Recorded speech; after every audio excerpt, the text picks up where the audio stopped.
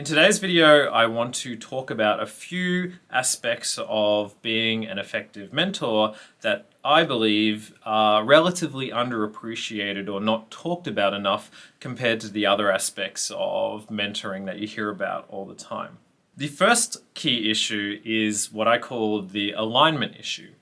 So it's really about deliberately thinking about and acknowledging all the ways in which you and as a mentor and your mentee think the same way, but also all the ways in which you think differently. And it's not just how you think, it's your aspirations, it's your beliefs, it's things like your risk appetite, your financial status, your long-term goals, and all of those factors. It's about deliberately thinking about where you do align, where you don't align, and making appropriate compensations as needs be. The takeaway from this is most definitely not that mentees and mentors should only pair up if they are absolutely identical in all aspects of their lives. That would not be a recipe for success, and you would probably really struggle to find even one mentor if you were that fussy. But it is about acknowledging differences of perspectives or opinions and factoring that into especially how the mentor gives advice to the mentee. So I can give you a few examples of that come up commonly in a lot of the mentor-mentee conversations that I have had over the years. These are just examples, there are many more, but I think they illustrate this key point. One of the most common topics that we discuss early on, and this is a deliberate discussion, is their level of planning and organization for their career. So to take two extremes, there are people who are very, what you would say, happy-go-lucky in their careers. They don't particularly enjoy or like thinking in detail about where they'll be in 2 years or 5 years' time. It's just something that has never really clicked for them. They acknowledge that that might lead to a little bit more of an unpredictable career path, and that's completely fine with them. This is very different to someone who takes great comfort in attempting at least to plan every nth degree of their career out for the next 5 years. Some people really enjoy thinking very deeply and in much detail about where they'll be in 6 months, what they'll be doing in 18 months, all the things that they will do along the way in order to enable that to happen. That is how they think. Of course, the reality is things never go quite as planned, but that is the framework or the process by which they'll approach their career. If you are a mentor, the advice that you would give to the first candidate who is very much happy-go-lucky would be substantially different to the advice that you would give to the second candidate. It wouldn't be all different. There would be some commonalities. You might float the idea to the happy-go-lucky candidate of at least considering a small amount of planning to help them get a little bit more predictability in their career, but by no means would you force it upon them.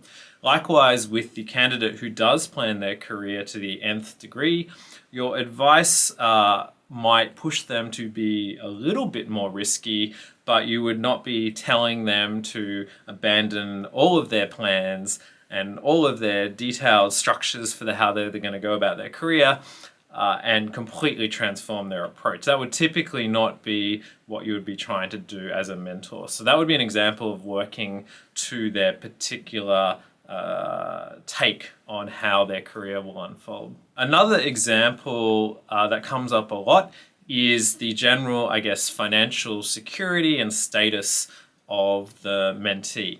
Now, I want to make something really clear. You do not need to go prying into the intimate details of a mentee's personal situation or their family situation, but at the same time, if they're comfortable with it, you should at least establish some of the constraints or freedoms that they have in their career. In the financial situation, a common example of this would be many people are in financial situations where they most definitely cannot afford to take any significant career risks. And by career risk, I mean, for example, a period of sustained unemployment while they hunt around for the next job. So their career planning and their focus will be very much focused on maximizing the continuity of employment of their career, even if that comes at the cost of perhaps trying to nail their dream job for their next appointment. This will be very different to someone who does have either a little bit of financial reserves or has a very low cost lifestyle. Maybe they don't have any financial responsibilities. And so that person might be much more willing to forego a pragmatic job opportunity in order to spend a few months searching for a job that would better align with their interests.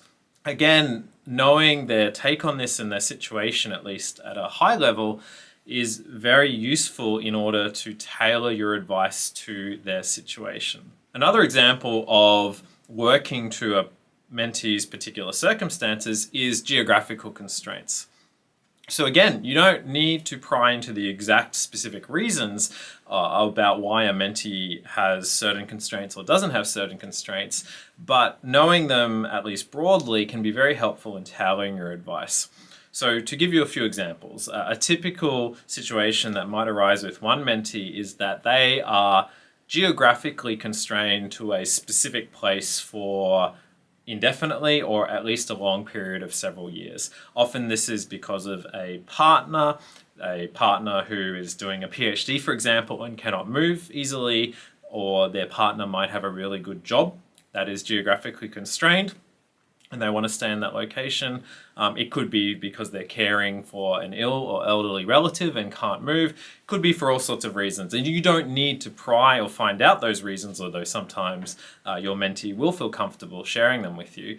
But you do need to know that there is a constraint. And so you would not necessarily suggest the advice of they should apply for a bunch of jobs in a bunch of different cities overseas and throughout the country, because that is not going to be something that that mentee is able to follow up on because of that constraint. And again, the converse applies. If a person is not particularly tied to a location, it gives you a lot more flexibility in terms of career advice about perhaps them going overseas to get some experience because they don't have that constraint. So again, even if you don't know, and you shouldn't press for it, don't know the specific reasons, if you have an idea of constraints that your mentee has, like geographical constraints or financial constraints, you can offer much better, much more appropriate and targeted advice to them. In terms of alignment or understanding where your mentee is coming from, there's a lot of other aspects of their career or their outlook towards their career that are useful to get a rough idea. The level of autonomy that someone likes is very important. Some people are almost allergic to being told what to do, and so career opportunities that veer towards highly autonomous situations, even if they're somewhat difficult to get, like for example fellowships in an academic context, are something that you would work with them to help support them get. Other examples would be people who love working in team environments. They have no need to be particularly autonomous. They love being part of a team. They don't mind being advised or told what to do. The career advice and career options that you would work with them on would be quite different to the previous case where someone is very fixated on being independent. Another key aspect that we go over in a lot of our conversations early on is risk appetite. And so this relates, I guess, a little bit to the extent to which you plan your career or just sort of wing it. But risk appetite is another one. So some people would really want to go or are very willing to go for really ambitious, very high risk career paths that have by any reasonable expectation, a relatively small chance of coming off. And they acknowledge the fact that they may put a whole lot of effort and time into that career path and that it may not come off. If you work with them and you make sure that they understand the consequences and have an understanding of what might go wrong, then that's fine. Other people will be very risk averse, and so they will deliberately take relatively mundane career choices because there is very little risk associated with it. And in both of those cases, while you might want to work with them to perhaps stretch their horizons a little bit, trying to make one like the other extreme would probably not be an example of a good mentoring relationship.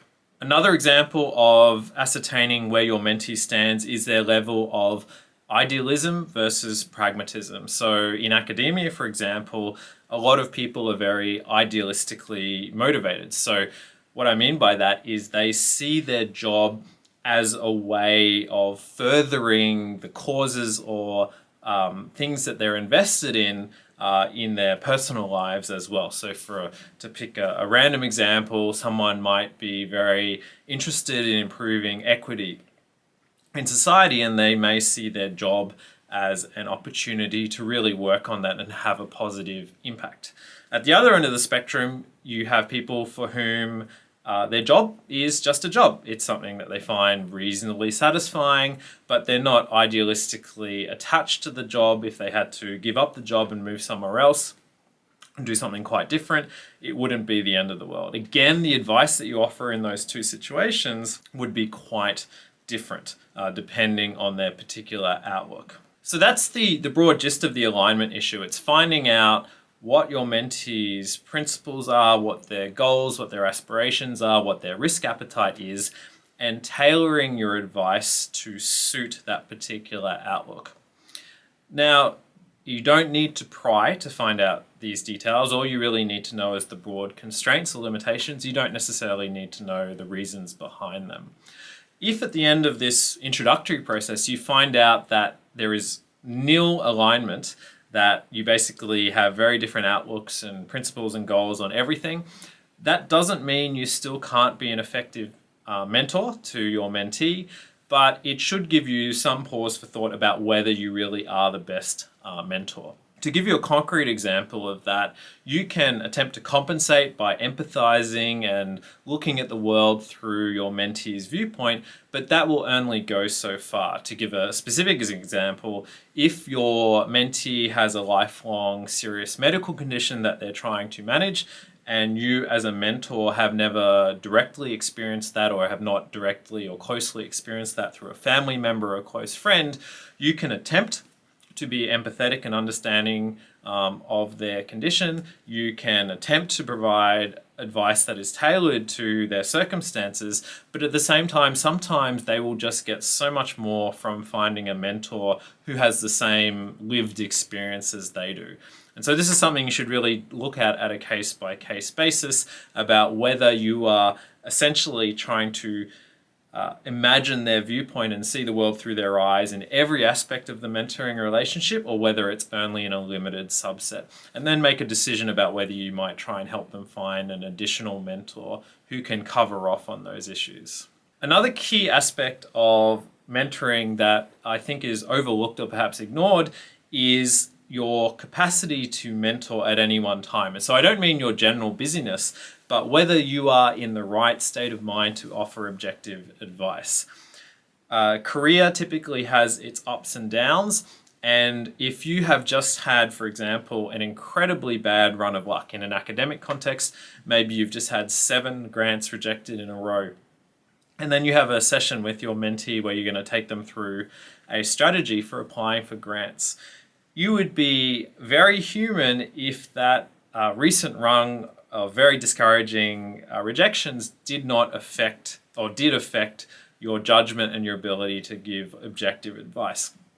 It would be very natural for you to be pessimistic in those circumstances. Now, if you're aware of that, you can attempt to compensate by being more optimistic than you feel in advising your mentee, but that's a rather crude process. Attempting to compensate for a particular extreme current state of mind is not a very precise process and is really something that's better than not doing it at all, but is by no means as good as being in a stable, steady state of mind when you give your advice.